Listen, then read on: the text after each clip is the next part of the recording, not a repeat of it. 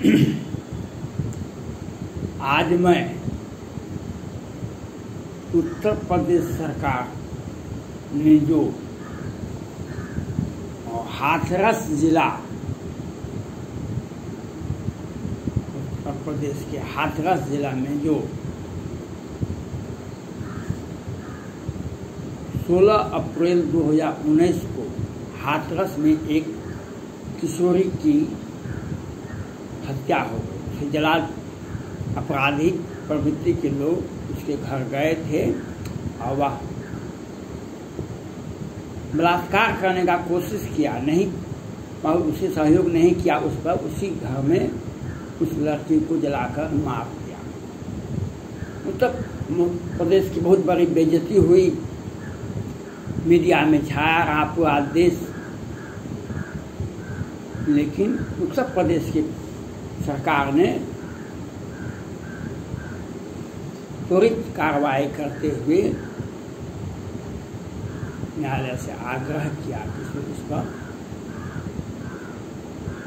Fast track court जाता है मामला और 16 अप्रैल 2019 को FIR होती है और 2.5 साल में जजमेंट आ जाता है और उस अपराधी को फांसी की सजा और 1,65,000 का अर्थदंड दिया जाता है। इसे कहते हैं न्याय।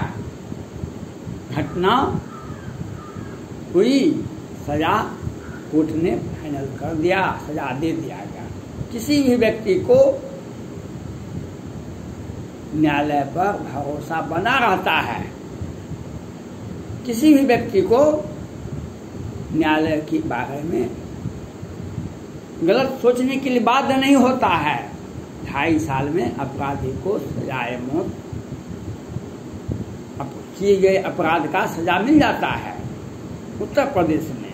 लेकिन बिहार में क्या होता है, 5-6 में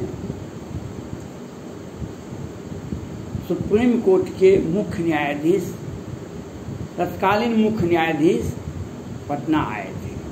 वे कहे थे बिहार में कोर्ट के बाहर फैसला हो जाता है, मैनेज हो जाता है, जो किसे फांसी की सजा देना है, किसे रिहाई करना है। बिहार का एक अलग इतिहास है, बिहार का एक अलग इतिहास है। पटना हाई कोर्ट में 30 याचिकाएं दायर की गई है। जो चुनाव में मतगणना में जो हेरा फेरी किया गया था उस पर 30 याचिकाएं दायर है पटना हाई कोर्ट में। उपचुनाव की घोषणा हो गई है, बिहार में भी जल्द उपचुनाव की घोषणा हो जाएगी। दो विधानसभा चुनाव का, उत्तर पश्चिम बंगाल में चुनाव की घोषणा हो गई, वहां पर चुनाव हो रहे हैं, उपचुनाव। लेकिन बिहार में याचिकाएं दायर है,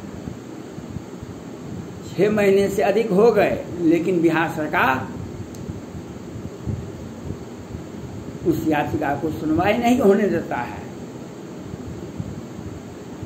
पूरे भारत और पूरे बिहार शर्म से उस वक्त सिर झुक जाता है जब पटना हाई कोर्ट के मुख्य न्यायाधीश कोरोल साहब और एक माननीय न्यायाधीश और हैं, जो बिहार सरकार से यह बार बार पूछते हैं जो कोरोना में कितने मरे, कोरोना में कितने मरे, किस गांव में, किस टोला में, किस शहर में, हमने बताएंगे।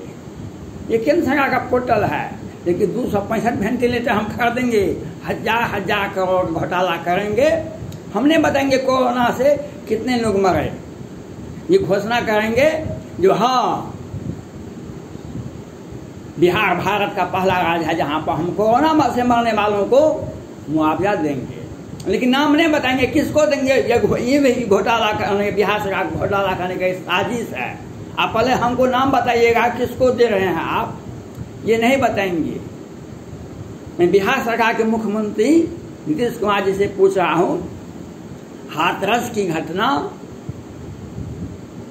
2019 की है। उत्तर प्रदेश में अपराधी को सजा दे दी गई लोअर कोर्ट के द्वारा। आप ये बताइए, मधुबनी के मोहम्मदपुर में क्या अपराधी जेल तक गए हैं अभी तक?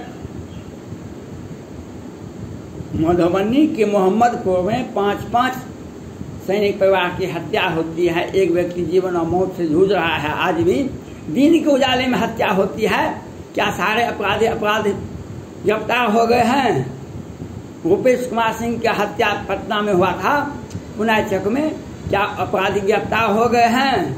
क्या जूनियर इंजीनियर मोकामा में जो कार्यरत थे वे क्या उसका जो हत्या हुआ था वह अपराधी गिरफ्तार हो गया है? शिवहर के नारायण सिंह के बेटे की हत्या होती है, अपराधी गिरफ्तार हो गया है। क्यों?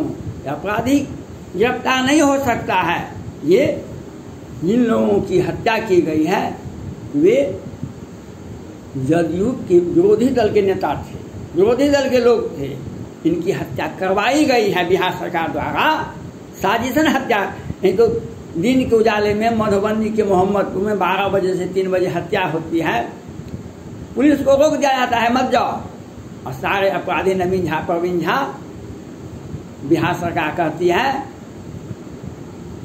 जब अभी कोरोना काल है, अभी अपराधी को गिरफ्तार मत करो, कोरोना जेल में फैल जाएगा।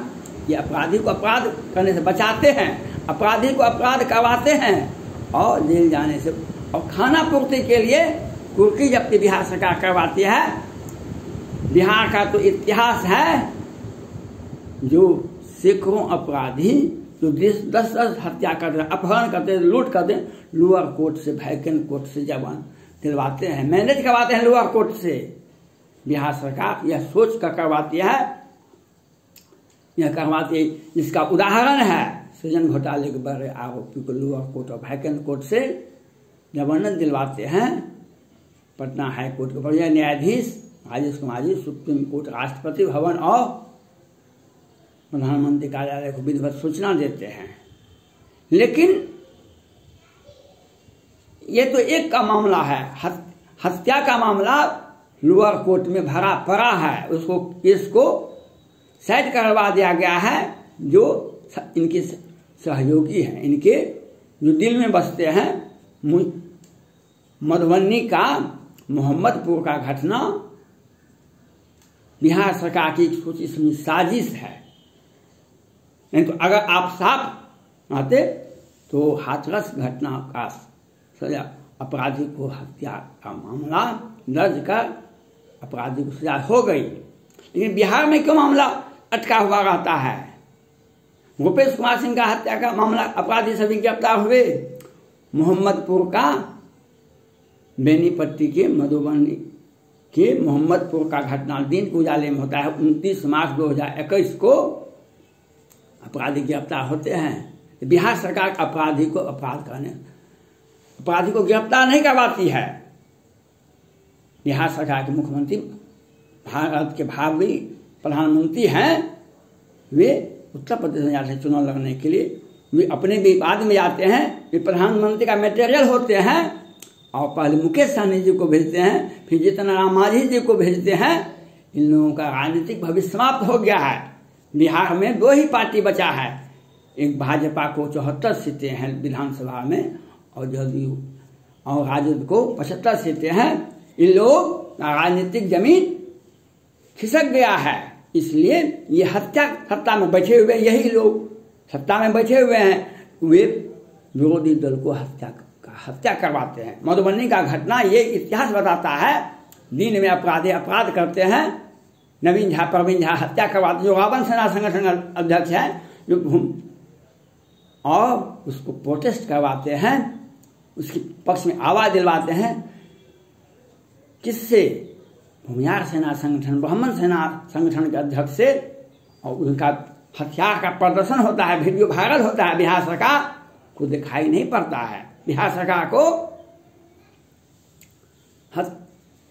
हत्यारे को पुलिस को बोल दिया जाता है कि इसको अपराधी, ये अपने पार्टी के लोग हैं, इनका गिरफ्तारी नहीं होना चाहिए। इस पर सुप्रीम कोर्ट तक भी नहीं देख रही है।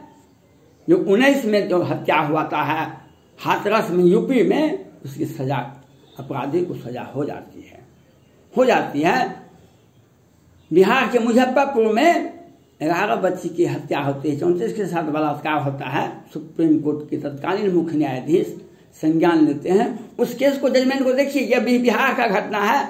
आज आप माननीय सुप्रीम कोर्ट के मुख्य न्यायाधीश जी, आप व्यवस्थापिका पर बोलते हैं, प्रधानमंत्री पर बोलते हैं, सोशल मीडिया पर आप बात करते हैं, लेकिन मुजफ्फरपुर बालिका गृहकांड के बारे में भी तो आपको देखना चाहिए। नीतीश कुमार जी पर हत्या का मामला 1989 में ही दर्ज है, सुप्रीम कोर्ट आता है, खारिज क्यों होता है? और सैकड़ों अपराधी को लोअर कोर्ट और वैकेंट कोर्ट से केस को खारिज करवाया जाता है, बिहार में होता है। और ये बिहार सरकार के एक सोची समझी साजिश के तहत आपने नालंदा में देखा, दिन के उजाले में 5 साल यादव की हत्या होती है। वहां पुलिस दिन में पुलिस नहीं पहुंची, पुलिस पहुंचती है रात में। शराबी को पकड़ने के लिए बिहार सरकार का साजिश है। बड़े बड़े लोगों को छोड़ दो और छोटे छोटे लोग जो अपराधी हैं, जो शराब बेचते हैं, उसको पकड़ो।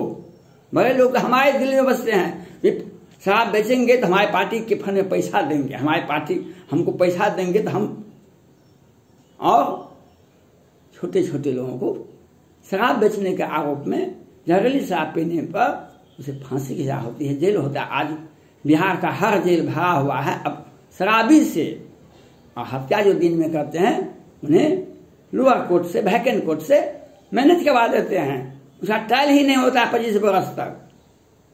बिहार में एक इतिहास है। मैं सुप्रीम कोर्ट के मुख्य न्यायाधीश से अपील करना चाहता हूं, 30 याचिकाएं पटना हाईकोर्ट में लंबित है चुनाव में। क्या चुनाव विधानसभा का भारत की संवैधानिक व्यवस्था है, लोकसभा विधानसभा का कार्यकाल 5 साल का ही होता है।